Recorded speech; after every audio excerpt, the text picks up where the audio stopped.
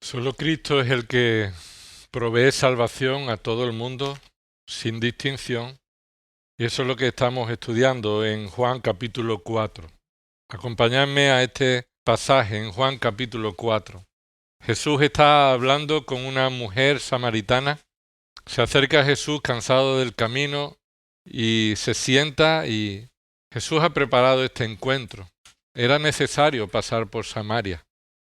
Le pide a esta mujer que le dé agua y comienza una conversación en la que estamos aprendiendo 9 características de Cristo como quien provee salvación. Solo Cristo provee salvación a todo el mundo. En esta mañana vamos a centrarnos en los versículos 25 y 26. Juan capítulo 4, versículos 25 y 26. Dijo la mujer: sé que el Mesías viene, el que es llamado el Cristo. Cuando Él venga nos declarará todo. Jesús le dijo: yo soy el que habla contigo. Señor, ayúdanos, Padre, en esta mañana a poner atención. Que tu Espíritu Santo, Señor, abra nuestro entendimiento para comprender la grandeza de tu Hijo. Él que siendo Dios se hizo hombre para acercarse a nosotros, para ser un Salvador cercano. Te pedimos, Señor, que tú te acerques para salvación a aquellos que no han creído en ti en esta mañana y se arrepientan de sus pecados. Te ruego que nos ayude a tu iglesia, a los que ya hemos sido salvados, a depender cada día de tu cercanía, de tu presencia, de nuestra necesidad de ti. Todo esto oramos en el nombre de Jesús. Amén. Este pasaje nos dice que Cristo trae salvación acercándose a nosotros. Es Cristo quien se acerca a esta mujer. Es Cristo el que habla con ella. Y es Cristo el que se acerca a cada pecador que Dios salva por medio de su gracia. No somos nosotros los que buscamos a Dios y nos acercamos a Él para ser salvos, para salvarnos, sino que antes Él nos ha buscado y se ha acercado a nosotros para darnos salvación y vida eterna. Y eso es lo que estamos observando, vamos a aprender y estudiar en esta mañana. Recuerda que esta escena nos ha presentado en primer lugar a Cristo como el Salvador soberano, los versículos del 1 al 4. Él se acercó a esta mujer, él tenía este plan predeterminado, él había decidido acercarse por este camino para encontrarse con esta mujer.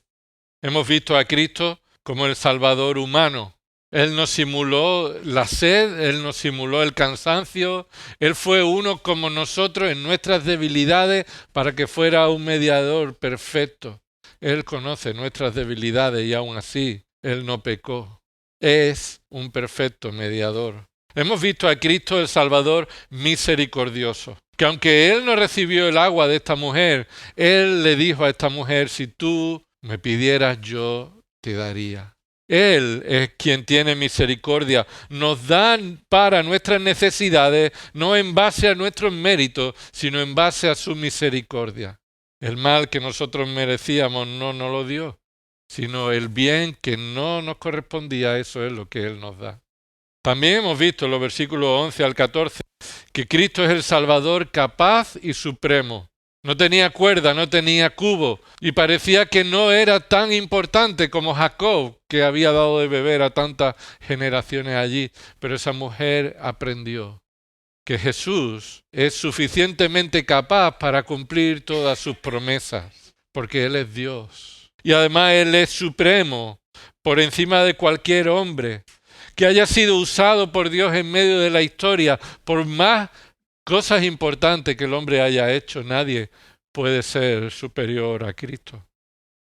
Cristo es el Salvador omnisciente. Versículo 15 al 18. Las cosas que esta mujer quería esconder, su pecado escondido, su condición que era secreto, nadie lo conocía, fue descubierta, fue revelada por la omnisciencia, el conocimiento perfecto de Cristo.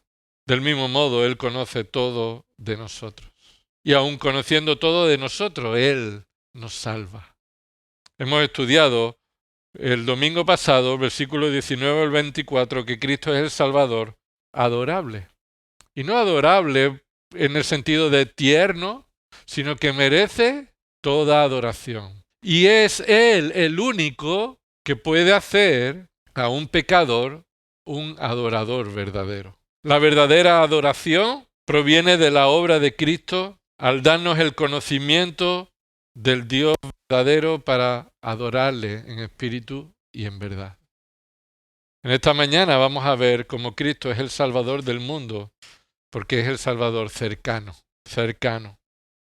Aquí nos acercamos al final de la conversación. Ha sido una conversación interesante, ¿verdad? Una conversación en la que ha habido de todo. Y el tono en ocasiones era de incredulidad, de puesta a prueba, de menosprecio. Pero poco a poco la conversación ha ido trasladándose a revelaciones de Cristo acerca de sí mismo y también acerca de esa mujer. En el final de esta conversación no puede llegar de otro modo que mostrándose Cristo a sí mismo como el Mesías. Mira lo que dice el versículo 25. La mujer le dijo: sé que el Mesías viene, el que es llamado Cristo. Cuando Él venga, nos declarará todo. Aquí lo que vemos en primer lugar es que esta mujer está esperando el cumplimiento de la promesa del Mesías. Parece que la mujer no sabe ciertas cosas. Parece que en respuesta a lo que Jesús le ha dicho en el versículo anterior, en los versículos anteriores, que ellos adoran a quien no conocen, que ellos desconocen la verdadera adoración, la mujer responde diciendo: bueno, yo no desconozco tanto, yo sé algo. Y lo que yo sé es que el Mesías viene. El Mesías viene, eso es lo que ellos esperan. Esperamos la venida del Mesías. Esta es una expresión inmediata. La venida es un verbo que indica viene en cualquier momento. Y esto es lo que los samaritanos, igual que los judíos, tenían esta esperanza de la venida de Cristo. Pero también en la respuesta de esta mujer destaca la característica del Mesías. ¿Qué característica tiene el Mesías al que esperan, según esta mujer? Según dice el versículo 25, la mujer es enseñada por Jesús como haría un profeta, pero ella no confía en la enseñanza de Jesús acerca de la verdadera adoración, sino que ella tiene puesta su esperanza en el Mesías por la característica que él muestra. ¿Cuál es? Él nos revelará todo. Él nos enseñará todo. La mujer destaca que el Mesías será quien declarará todo, tanto a los judíos como a los samaritanos. Estos samaritanos tenían la esperanza de que el Mesías afirmará que ellos, los samaritanos, también son salvos, también pertenecen al pueblo de Dios. Frente a esa presión de los judíos que los están rechazando como el pueblo de Dios, los samaritanos tenían la esperanza de que cuando el Mesías venga, les dirá: vosotros también sois del pueblo que yo voy a salvar. Cuando ahí aparece esa expresión, el que es llamado el Cristo, ¿por qué está eso ahí? En paréntesis, entre paréntesis. Esto indica una traducción de Juan, el escritor humano, movido por el Espíritu Santo. Él está traduciendo al griego un término hebreo. Eso indica que los receptores originales de este evangelio no son exclusivamente judíos, sino que este evangelio Juan lo ha escrito movido por el Espíritu Santo para que lo lean, además aquellos que en aquella época leían griego, es decir, los gentiles.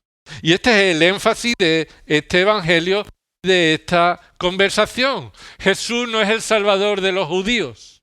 Jesús es el Salvador de todo el mundo sin distinción. De los judíos, pero también de los griegos. Es decir, la mujer, sin ser judía, ella conoce, y los samaritanos aprendieron y tenían la esperanza del Mesías, usando esa palabra hebrea.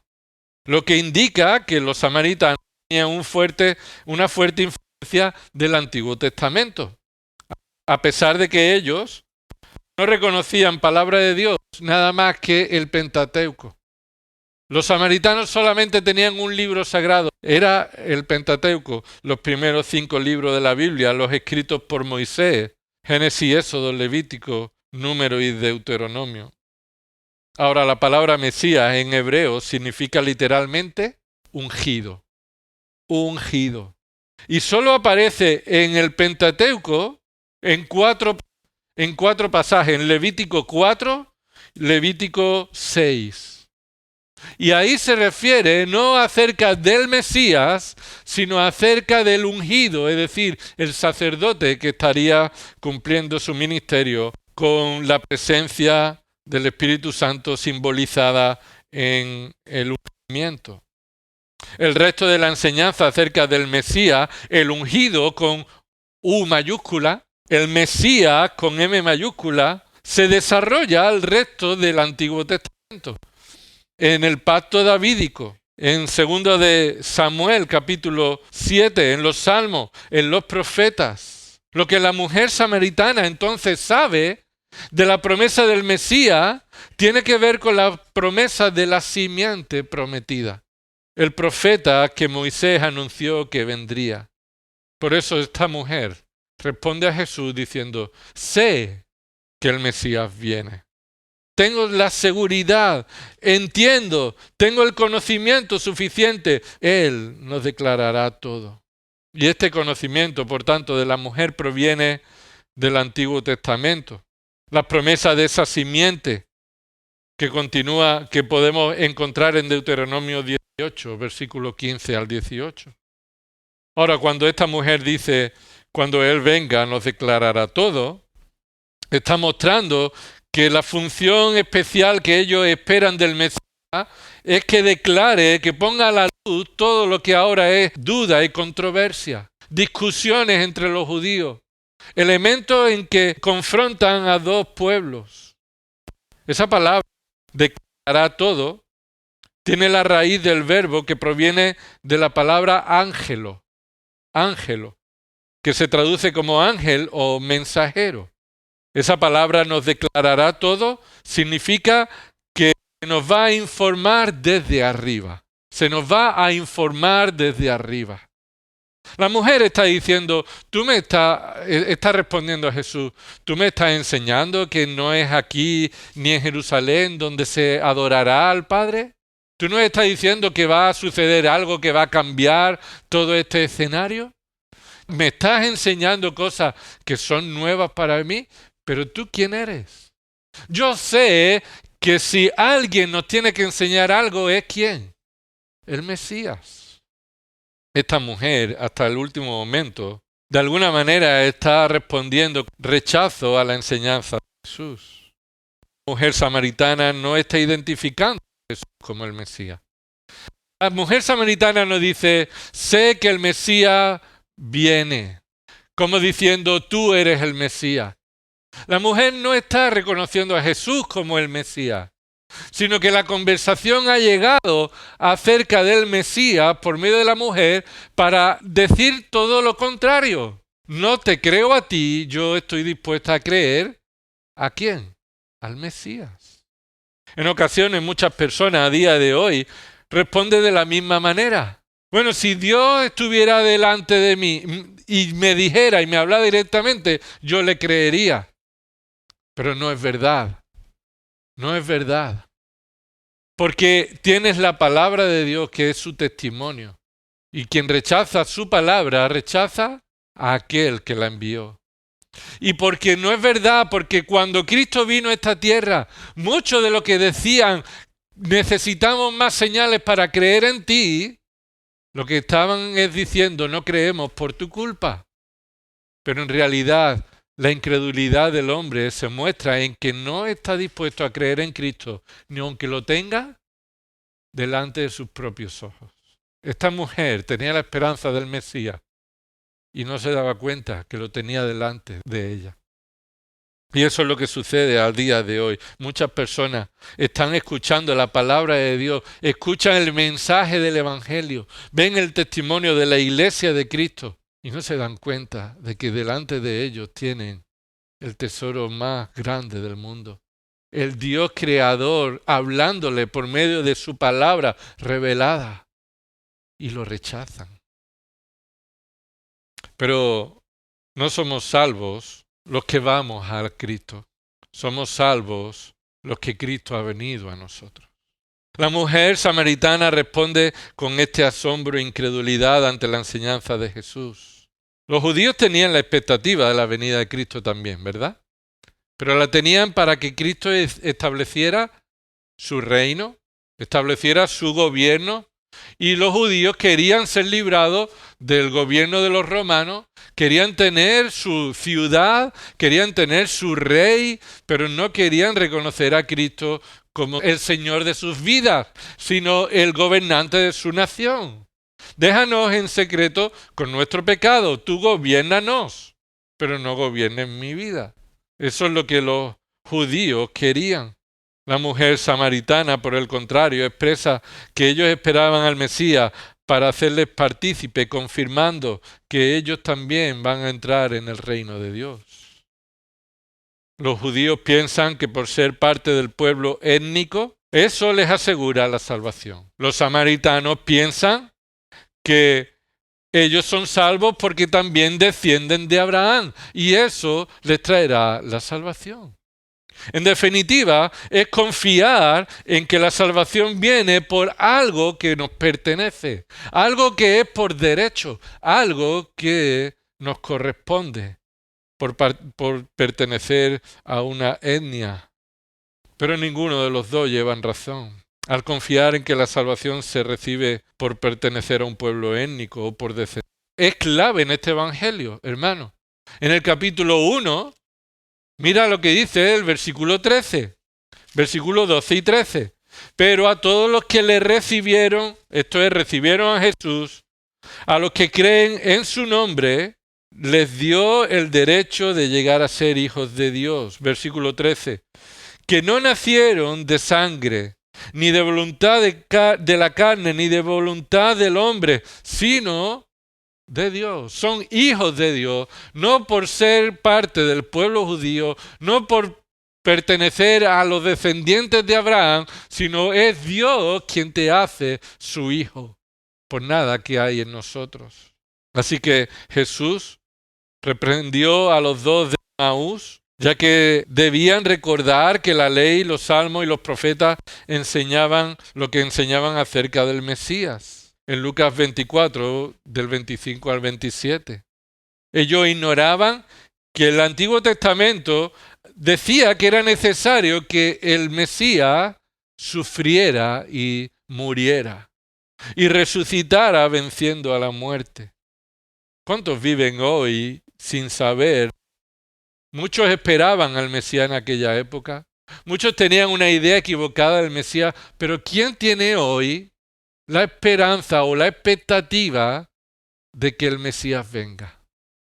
A medida que el tiempo está pasando, el hombre está dejando de tener la expectativa de que el Mesías prometido venga, sino más bien están esperando un líder, alguien que solucione esto, que solucione los problemas, alguien a quien seguir. Mira, no hay nada más importante que debas saber que conocer a Cristo, el Mesías. No hay ningún conocimiento, ninguna información tan importante que deba ser difundida que quién es Cristo. Y hermano, estamos aquí para eso. Estamos aquí para eso. Para reunirnos en su nombre, adorarle, participar de los símbolos, participar de la alabanza, ser bendecidos por la predicación, pero sobre todo también sin olvidarnos que somos embajadores de Cristo. Que hay un mundo que necesita conocer y escuchar del Mesías. Que el Mesías vendrá un día. Que Dios, quien se hizo hombre, nació como un bebé igual que nosotros, vivió una vida perfecta, murió y resucitó y ascendió a los cielos, un día volverá. Este mundo necesita escuchar que un día volverá. ¿Qué es un embajador? Un embajador es alguien que representa a un gobierno de otra nación en una nación diferente. Alguien que trae un mensaje de una autoridad superior para avisar y advertir y llamar a todos los que deben prepararse de que Cristo viene, de que Cristo vuelve. Recuerda lo que Pablo dijo en 2 Corintios, capítulo 5. Acompáñame un momento a ese pasaje. 2 Corintios capítulo 5. Necesitamos llamar a este mundo al conocimiento de que el Mesías viene en cualquier momento. Y ese es el evento más importante del mundo. La historia cambiará de nuevo. Habrá un hito en la historia cuando Cristo venga. Y la iglesia es llamada a predicar que Cristo viene. No solamente predicarnos a nosotros, sino predicar al mundo. Dice ahí 2 Corintios 5, versículo 18. Y todo esto procede de Dios. Y eso se refiere a los versículos anteriores, que lo que era antiguo ahora es hecho nuevo en la salvación por medio de Jesucristo. Todo esto es Dios. ¿Quién? Él, Dios, nos reconcilió consigo mismo. Si estábamos enemistados, separados, había un conflicto entre Dios y nosotros por nuestro pecado, y Él es quien nos reconcilió consigo mismo. ¿Y qué continúa diciendo? Por medio de Cristo, y nos dio ahora el ministerio de la reconciliación. ¿Qué mensaje tan precioso tenemos para este mundo? Dios quiere reconciliarte con Él. Dios quiere reconciliarte con Él. Todavía estás a tiempo para reconciliarte con Dios por medio de Cristo. Ese es el ministerio de la reconciliación. Versículo 19 se explica. A saber, esto es lo siguiente, que Dios estaba en Cristo reconciliando al mundo consigo mismo. Y al mundo se refiere al mundo sin distinción. No solamente vino a reconciliarse con los judíos o reconciliar a los judíos consigo mismos, sino a todas las naciones sin distinción.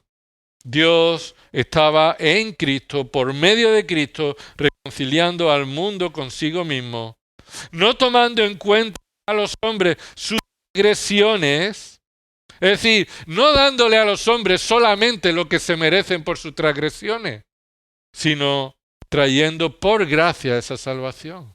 Es más, a pesar de que son transgresores, pecadores, Él nos reconcilió consigo mismo por medio de Cristo.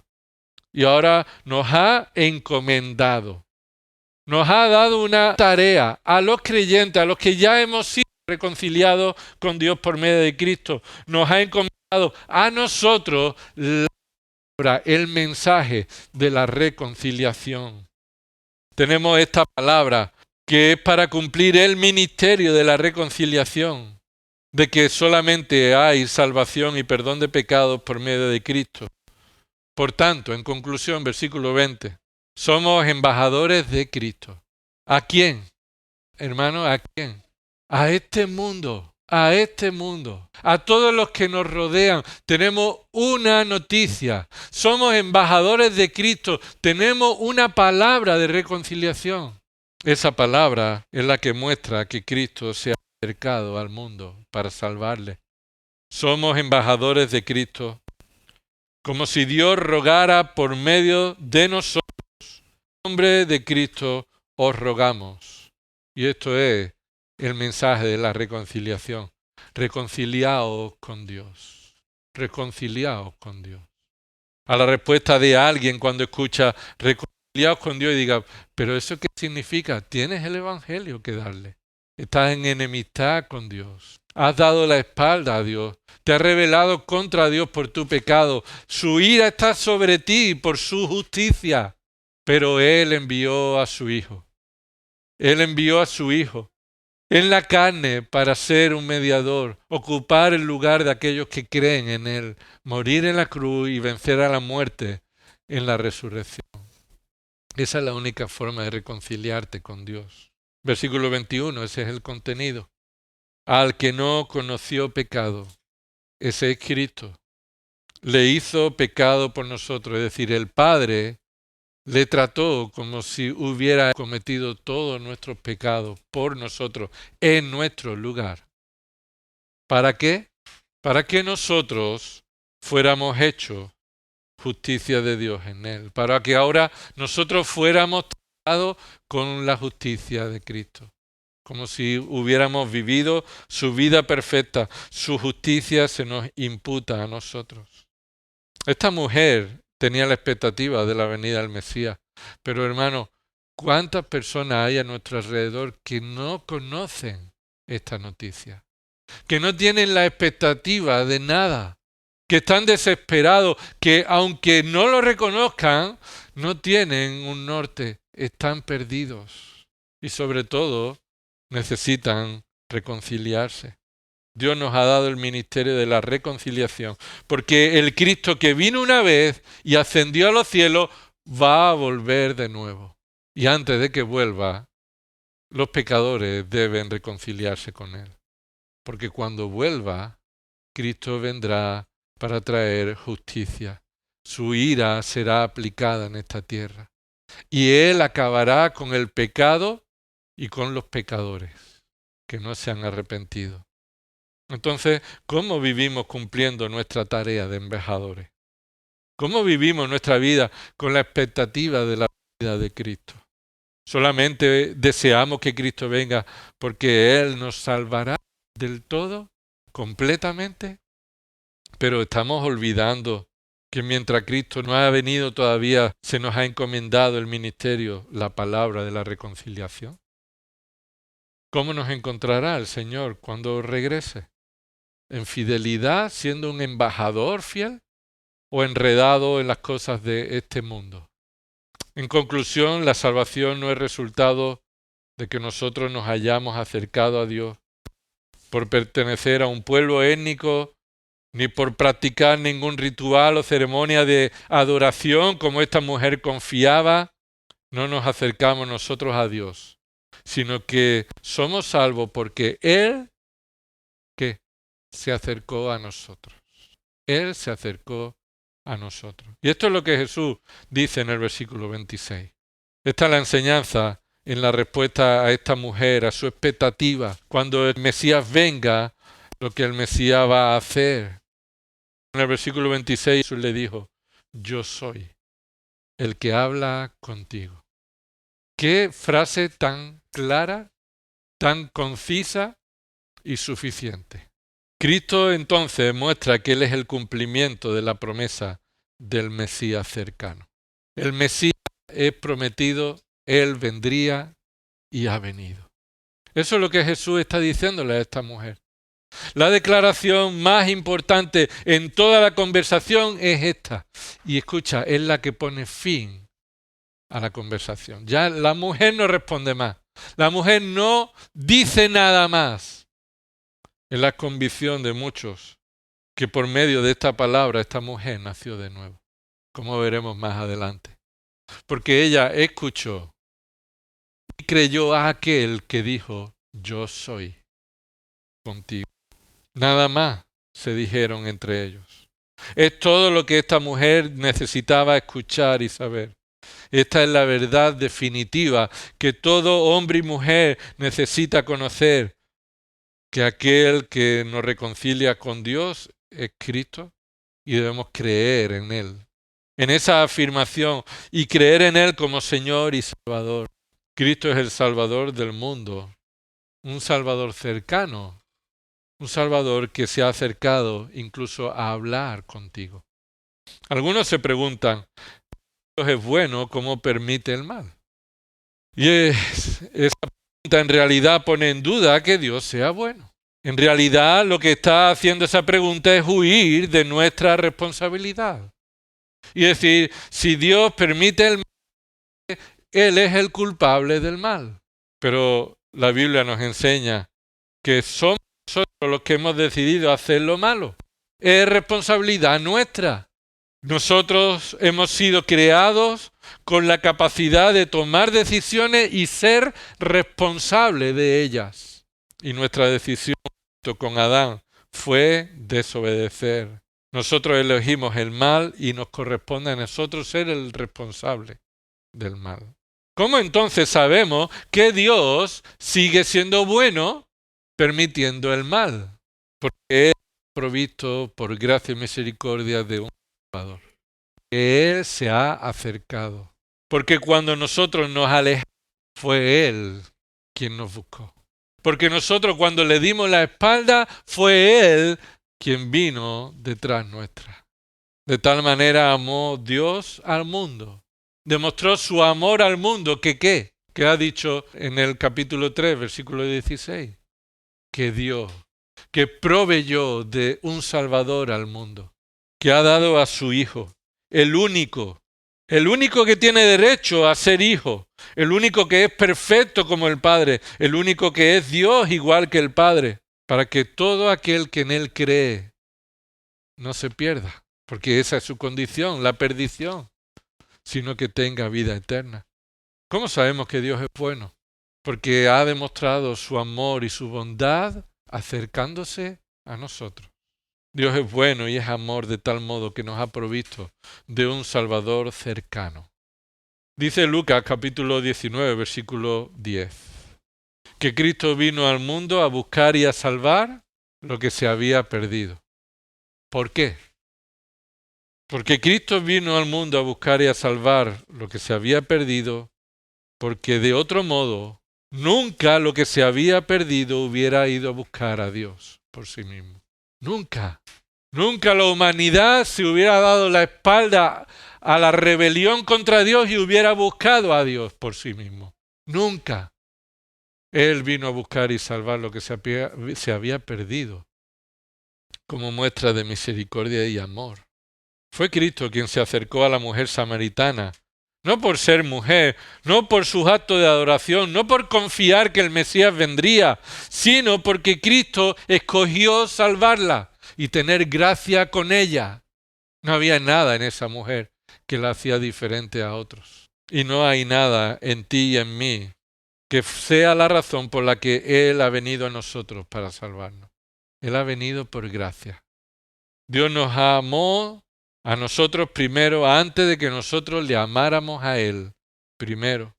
Dice el Salmo 85, versículo 9, ciertamente cercana está su salvación para los que le temen, para que more su gloria en nuestra tierra. Es Dios el que se ha acercado con su salvación. Dice el Salmo 145, versículo 18, el Señor está cerca de todos los que le invocan, de todos los que le invocan en verdad. El Salmo está apuntando a que el Señor está cerca de todos los que le invocan, pero el resto nos muestra que la razón por la que le invocan es porque el Señor se acercó a ellos. El Señor no se acerca a los que le invocan, sino que el Señor se acercó para convertirnos en lugar de pecadores en adoradores y Él continúa estando cercano a nosotros. El Señor sigue diciendo, como Isaías 55, versículos 6 y 7, buscad al Señor mientras puede ser hallado. Llamadle en tanto que está cercano. Ha sido Él el que se acercó para que nosotros lo pudiéramos buscar y llamar como resultado de la obra del Espíritu Santo en nuestras vidas. Abandone el impío camino, el hombre inicuo pensamiento y vuélvase al Señor que tendrá de él compasión, al Dios nuestro que será. Y a pesar de esta invitación, nadie se vuelve al Señor por sí mismo. Es Dios quien cambia el corazón de todos aquellos que responden afirmativamente a esta invitación de buscar al Señor. Si estás escuchando la predicación de la palabra de Dios, Él es el que te está hablando. Si estás leyendo la Biblia, Dios está contigo hablándote. Cree en Cristo como tu Salvador y Señor, aquel que se ha acercado a ti con misericordia y gracia. Juan 4:26, Jesús dijo, yo soy. Yo soy. Es una declaración importante en este Evangelio. Hay muchas declaraciones en este Evangelio de Jesús diciendo, yo soy. Yo soy el pan de vida, yo soy el buen pastor, yo soy la puerta de las ovejas, yo soy la resurrección y la vida. Declaraciones nos apuntan a la conversación que en Éxodo 3 y en Deuteronomio 32-39 Dios dijo de sí mismo delante en la zarza a Moisés. Moisés le dijo, cuando los israelitas me digan en nombre de quién, ¿qué les voy a decir? ¿Cómo es tu nombre? Y Dios, escucha, Cristo preencarnado en medio de la zarza, le dijo, yo soy el que soy. Esa declaración recoge su eternidad. Yo soy el que siempre he sido. Recalca su fidelidad. Recalca su autoridad. Recalca su suficiencia. Así que Cristo es Dios. Y le declaró a la mujer, yo soy. El que tú estás esperando, aquí está. Y para aquellos que dicen que Jesús nunca dijo ser Dios, este es un ejemplo de esa declaración. Es más, él no solamente dijo yo soy, sino que dijo cuando Jesús respondió a esta expectativa. Yo soy. ¿Qué le esperaba a la mujer? Que el Mesías viniera y nos declarara todo. ¿Y qué le respondió Jesús? Yo soy el que habla contigo. Escucha, aquí el punto nos lleva al inicio de la conversación. Resalta que es Jesús quien habla con esta mujer. Resalta la acción de Cristo al acercarse a ella.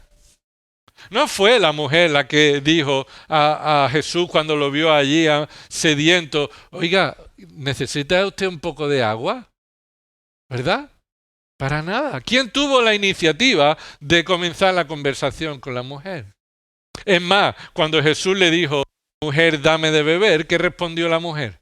Como tú, siendo hombre judío, hablas conmigo, me pide a mí, una samaritana, que te dé de beber. Es decir, Jesús hizo con esa mujer lo que nadie se atrevería a hacer en aquella época.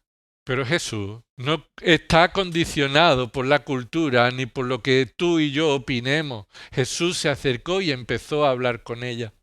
Y eso que le chocó a esta mujer fue la gracia de Cristo acercándose a ella. Muchas personas piensan, ¿cómo Dios me puede perdonar a mí con lo que yo soy? Con las cosas que yo he hecho, ¿cómo Dios se puede fijar en mí?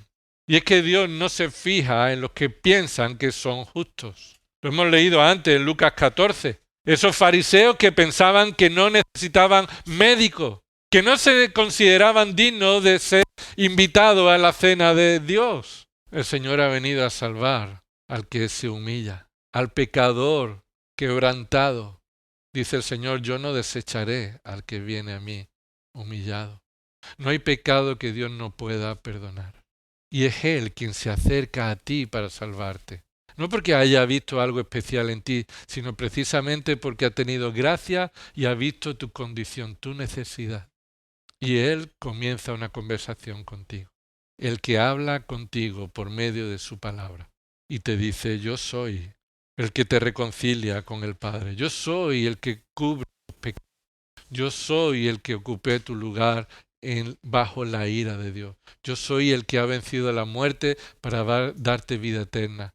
Yo soy el que satisface todas tus necesidades, el que te anima cuando estás desconsolado. Yo soy el que habla contigo. Que tú no hubieras hablado conmigo nunca, pero he sido yo quien habla contigo. Los hombres demostraron su maldad separando unos de otros con orgullo y falta de misericordia. En Lucas 7, versículo 34, Jesús fue acusado de acercarse a aquellos que nadie se hubiera acercado.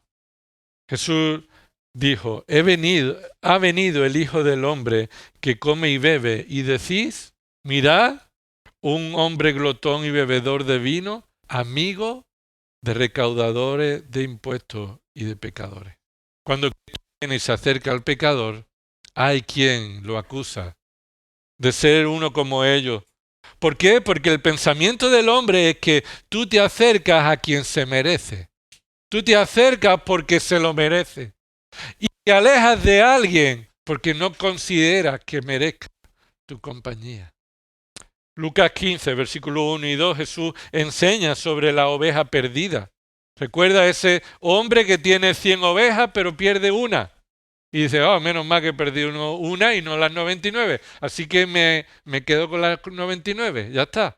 Un 1% de pérdida. No. Jesús dijo que ese pastor deja los 99 y ¿qué hace? Se acerca, busca, va a por la que se ha perdido. ¿Por qué enseña Jesús esa parábola?